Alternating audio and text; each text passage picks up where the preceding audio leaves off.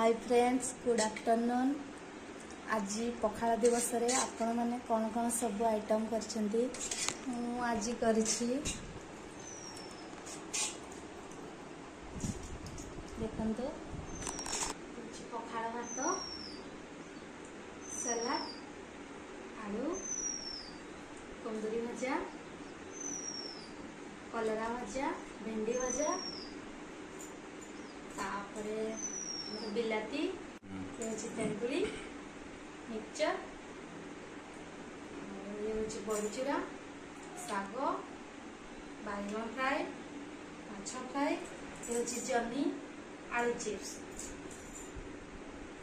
आज ये खाइबा हमर लेट हो गला, 3टा बाजीगला तो ये खाइबा चलता।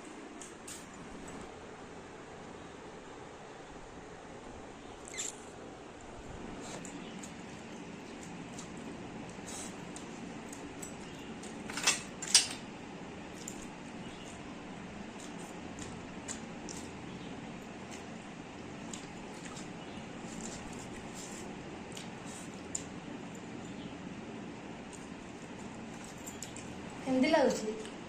बढ़िया लगुची। पूरा बढ़िया घर खाइबाटा फील आज आज तो आमे खाई सारिकी बर्तमान रेस्ट नेबू टिके आ पुणी देखा आ गोटे न्यू मिनी ब्लॉग रे। रहुची, नमस्कार।